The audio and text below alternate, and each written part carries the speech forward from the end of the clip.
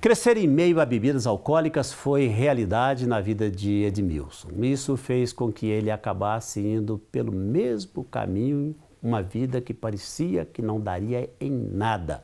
Mas um dia ele recebeu o convite de um conhecido para assistir a um filme cristão.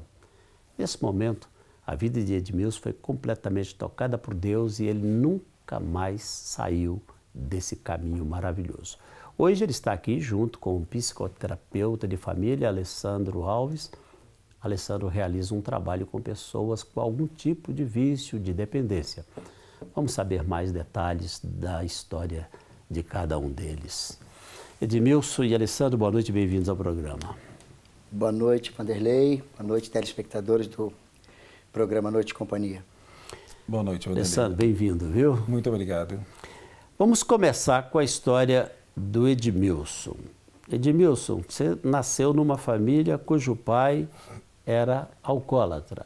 Sim. O que isso trouxe de prejuízo para a sua formação? Imagino eu que uma criança ainda convivendo num lar, numa situação como essa, e lamentavelmente muitas crianças estão vivendo essa realidade ainda hoje. Sim, eu nasci numa família que meu pai bebia muito e nos incentivava a beber desde criança. E isso, de alguma maneira, prejudicou muito a minha vida, o meu crescimento, o meu desenvolvimento de uma forma sadia, podemos dizer assim. Agora, você chegou a se tornar um dependente da bebida ou foi mais aquela coisa de brincadeira, entre aspas, em família? Não, eu não cheguei a me tornar porque a minha mãe sempre foi uma pessoa que lutou muito por mim, tanto por mim quanto pelas minhas irmãs. E ela lutou muito, ela brigava muito. Quando eu chegava bêbado em casa com meu pai, então ela fazia as reclamações, O seu pai te levava para beber? Com ele. E quem carregava quem? Pois é. Mas eu glorifico a Deus porque eu tenho uma mãe que ela sempre foi muito guerreira e lutadora, e minha mãe conseguiu me ajudar a enxergar a realidade, do que a bebida estava fazendo comigo. E isso foi de que idade até que idade? Bom, eu posso dizer que da idade de mais ou menos 11 anos. Nossa, isso é um crime. De 11 anos. Dar bebida a uma criança de 11 anos é um crime. Sim, e de 11 anos para frente, meu pai já nos estimulava a beber. E foi aí que as coisas começaram a andar de forma errada, e aí entrou a luta da minha mãe pela minha vida, e até que eu consegui enxergar, E a história do Evangelho na sua família? Como é que o Evangelho entrou na sua família? Na verdade, o Evangelho entrou na minha família através de mim mesmo. Aliás, meus avós já eram evangélicos. Minha mãe, afastada do Evangelho há mais de 20 anos. E eu fui criado dentro do Espiritismo, dentro da Umbanda. E aos meus 15 anos de idade, eu jogava num time de futebol do bairro. E o técnico do time, que era muito meu amigo, ele me convidou para assistir um culto, um filme chamado Inferno em Chamas, na Igreja Batista. E eu disse para ele, eu falei assim, mas como é que você vai me convidar para assistir um filme? Eu não sabia que você era evangélico. Ele falou assim, não, eu estou caminhando para a igreja, eu gostaria muito que você fosse lá para conhecer. E eu falei, tá bom. E eu aceitei o convite e fui, e foi a maior noite da minha vida. Foi o dia que eu me encontrei de verdade com Jesus. Foi esse filme o divisor de águas, então, na sua vida? Foi esse filme. Ele foi um filme muito... Hoje ele tem até em 2 versões, mas eu assisti a primeira versão, que me impactou muito. E naquela noite eu me lembro, quando o filme terminou, o pastor trouxe uma mensagem extraordinária em cima da mensagem do filme, e eu fui a primeira pessoa a me levantar, a aceitar Cristo como meu Senhor e Salvador. Isso faz quantos anos? Bom, Eu tinha 15 anos, eu estou com 46, então a gente faz as contas. 31 anos aí. 31 anos atrás. Que bacana. Agora você está acompanhado aí do Alessandro. Qual que é a parceria que tem aí entre vocês, Alessandro? Olha, Ivanildo, é uma parceria muito boa, né? Você é psicoterapeuta. Sou psicoterapeuta familiar e especialização em dependência química. Essa parceria que eu tenho com o pastor Edmilson hoje é algo assim muito sobrenatural. Eu venho de uma família também, o qual meu pai ele era alcoolista, né? E nós somos criados nesse meio, né? Tios, tias. Desculpe te interromper, é interessante que você usou uma expressão que há muito tempo atrás eu ouvi a expressão e achei diferente, alcoolista. Existe uma diferença entre um alcoolista e um alcoólatra? Não, houve uma mudança de colocação. Do politicamente correto. Do politicamente correto. Tá? Então não seria o termo correto alcoólatra, e sim alcoolista. Tá? E eu nasci nesse meio. Né? Meu pai ele era alcoolista, bebia muito. Né? Nós passamos muitas restrições de alimento, de roupa dentro de casa, porque tudo que meu pai ganhava na época ia tudo pro álcool e para prostituição. Mas eu fiz uma escolha na minha vida. Eu olhava para o meu pai e eu dizia que nunca seria como ele. Né? E eu nunca tive nenhum tipo de vício. Né? Nem de bebida, nem de droga. Porque hoje eu vejo o meu pai como um grande exemplo de vida para mim, porque ele mostrou tudo que eu não podia ser na minha vida. Então eu fiz algumas escolhas. Escolhas erradas, porque eu me prejudiquei em muitas coisas. Eu sofria de ataque epilético, eu era gótico, fiquei noivo em cemitério, desenterrei crânio de defunto, levei para minha casa, mantinha relações dentro do cemitério, mas a minha mãe sempre buscando e orando, intercedendo por nós. Sua mãe já era evangélica? A minha mãe ela já era evangélica, né? E eu me lembro quando eu tinha por volta de 8, 9, 10 anos, ela me levou à igreja, né, por um período, e depois que eu comecei a ter decisões e opiniões próprias, eu escolhi não ir. Mas assim, sempre fui uma pessoa que sempre trabalhei. Eu trabalho desde os meus 12 anos de idade. Né? Eu sempre busquei muito pela minha vida. E o senhor falou algo aqui muito interessante sobre o sonho, na abertura.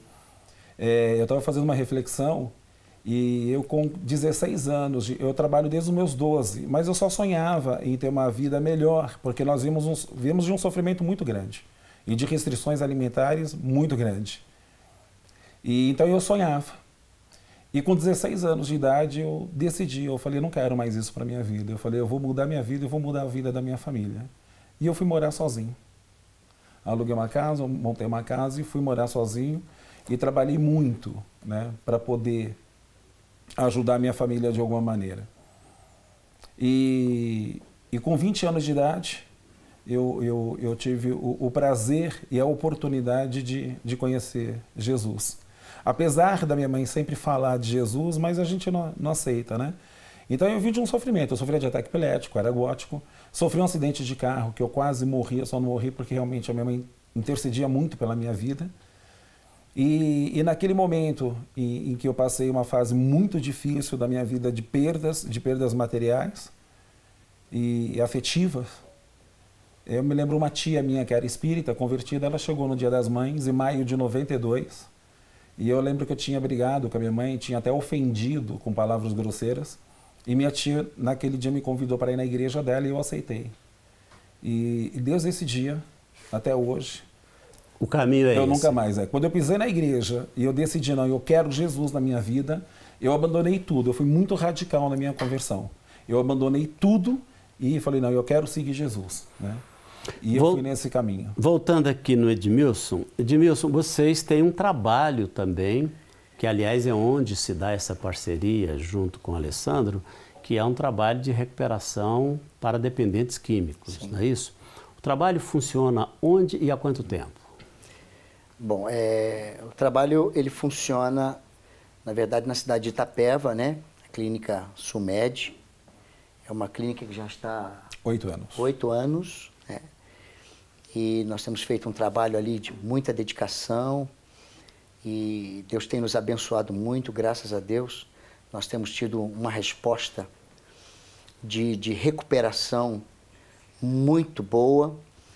E tanto eu quanto o pastor Alessandro é o diretor e dono da clínica, né? Hoje ele é pastor da minha igreja, ele é pastor auxiliar da minha igreja, trabalha junto comigo na igreja e nós trabalhamos juntos na clínica, né? Mas a gente tem visto um transformar devido ao carro-chefe da clínica, que é a espiritualidade, a palavra de Deus, que nós implantamos ali, ministramos ali na vida dos internos. E você tem uma estrutura lá para receber quantas pessoas? 60 pessoas. 60 pessoas. 60? Só para homens ou vocês têm também ala feminina? Não, só para homens. Só para Nós homens. trabalhamos somente com homens, né? Hoje cabem 60 E vocês têm quantos internos. lá hoje? Hoje tem 35, em torno de 35 ou 36 internos, né? Agora, como é que é o sistema seus? É a internação compulsória ou voluntária? Na verdade, nós trabalhamos nos 3 sistemas, né? Dentro da Lei 10.216, que fala sobre a lei voluntária, involuntária e compulsória. Qual a diferença de involuntária e compulsória? O involuntário é quando o dependente químico ele perde o controle da sua própria vida e a família ela toma a decisão de interná-lo, né? Então o paciente, quando ele é internado nesse nesse caso, sem uma autorização judicial, porque a compulsória tem que ter uma autorização judicial. Não, o compulsório tem que existir uma ordem judicial, Sim. né? Já o involuntário, o paciente chegando na clínica é feito o laudo psiquiátrico do paciente e o Ministério Público tem que ser informado no período de 72 horas. Então não pode ultrapassar esse período de 72 horas. E tem a internação voluntária. E tem a internação voluntária. Na proporção de 30 e poucos internos, como é que está distribuído isso? Eu acredito que em torno de 96% é involuntário. São poucos os pacientes que por si, né, procuram a ajuda. Agora, sendo involuntário, como é que a pessoa permanece? Eu imagino que lá vocês não têm um sistema de isolamento, de trancar a pessoa, imagino eu. Das comunidades que eu conheço, elas normalmente têm uma porta aberta. Fica, se quiser ficar realmente para o tratamento, e vai embora se não quiser. Não sei se o sistema seu, que vocês trabalham nele, é diferente disso. Num dos artigos da RDC 29, ela fala sobre o momento que o paciente ele tem que ficar numa ala fechada, uma ala, não num quarto restrito, porque isso é proibido por lei. Tá? Então, ficar numa ala fechada com outros, né, com outros companheiros, onde ele possa ser risco de vida para ele ou para terceiro. Então, quando ele chega já no estado do involuntário dentro da clínica, porque ele já se tornou risco de vida para ele mesmo, porque ele já não estava tendo mais decisões próprias que pudesse zelar pela tua própria vida. Né? Então, existe uma ala, né, uma ala fechada grande, onde tem piscina, tem salão de jogos, né, tem um espaço verde. Né? Então, no primeiro momento, ele fica nesse espaço, porém, com uma abordagem, tanto com psicoterapeuta ou com grupo de psicólogos, uma abordagem motivacional de conscientização, né? E aí entra a programação dos 12 passos DNA, o porquê ele se encontra dentro da clínica, né? Edmilson, o trabalho já existia quando vocês estabeleceram a parceria, mas já existia por iniciativa de quem? Sua na igreja? Não. Ou do Alessandro? A clínica, quando nós nos conhecemos, a clínica já existia, né? A clínica já existia e o pastor Alessandro estava iniciando, acho que tinha um ou 2 anos? Não, tinham 3 anos. Tinham 3 anos de vida da clínica. E aí, então, eu vim conhecer a clínica. Na verdade, eu comecei a fazer alguns atendimentos espirituais, né? Fazendo ministrações e tudo. Né? Aconselhamentos, não só para o paciente que estava ali, mas também para a área de família também. O trabalho de psicoterapia, Alessandro, ele é feito com as pessoas e com a família, só com as pessoas que estão lá? Com o dependente e com a família, né? Porque nós sabemos que devido quando é instalada a doença da dependência química dentro da casa, o lar, de alguma maneira, ele fica disfuncional, né? Então, a família, quando ela opta pela internação involuntária, é porque ela já chegou no marco zero da vida dela, porque ela já não consegue fazer mais nada, né? Num sentimento de total impotência. Porque todas as atitudes que ela tomou, mesmo facilitando a dependência da pessoa, né, se tornando codependente, sempre foi o objetivo de poder ajudar, né? E então a abordagem feita dentro da clínica é a abordagem com o paciente e com a família. Qual que é o índice de pessoas recuperadas? Vamos usar esse termo, me foge outro. É recuperada, né? Porque eles vivem uma recuperação depois de um tratamento. Há 3 anos atrás, foi feito um levantamento da nossa unidade, tá? Que deu em torno de 68% de recuperado e o outro 30 e poucos por cento tiveram suas recaídas, tá? Só para poder, assim, falar uma pergunta que o senhor fez, tem 18 anos que eu trabalho na área, e esse ano está completando 19 anos. Eu trabalhei, estudei, me formei durante 10 anos, para depois que eu pudesse abrir a minha clínica. Agora, o sistema seus de internação lá, como é que é? Ele é pago? Se a família não tem condições internas assim mesmo? Nós temos 10% das vagas, são vagas 100% filantrópicas, tá? Onde a família que não tem condições interna o paciente e a clínica custeia todo o tratamento. E o restante das vagas são particulares, são pagas. Bom, você disse que vocês têm lá uma estrutura para 60 pessoas e que tem hoje 30 e poucos. Significa que vocês têm, então, espaço para receber mais pessoas. Para receber mais pessoas. Nesse caso, uma pessoa que está nos assistindo agora e está passando por esse problema na família, tem essa situação e, de repente, está próxima de vocês lá, se bem que às vezes o bom nem é internar próximo, né? Quanto mais distante, melhor, porque às vezes a família, que ao mesmo tempo pode ser a bênção na recuperação, pode ser a que mais atrapalha também, Sim. Não é verdade? Pelo menos a experiência mostra isso. Mas se alguém quiser fazer contato, ter mais alguma informação, ou mesmo buscar saber como fazer para encaminhar lá alguém da família, ou amigo, sei lá, não importa. Como é que a pessoa faz? Para onde ela liga e fala com quem? Pastor, eu vou dar o meu telefone direto, pode ligar direto para mim, que nós estamos na cidade de Itapeva, aqui no estado de Minas Gerais, sul de Minas. O DDD é 35, o telefone é 98849-5087. Vamos repetir o número, porque ele vai aparecer. Tá, o DDD é 35, o número é 98849-5087. Ligou nesse número, fala diretamente com você. Direto comigo, é o WhatsApp também. Todas as informações. Todas as informações. E nós temos o site, que é muito completo o nosso site, que é o www.clinicasumed.com.br. Ok.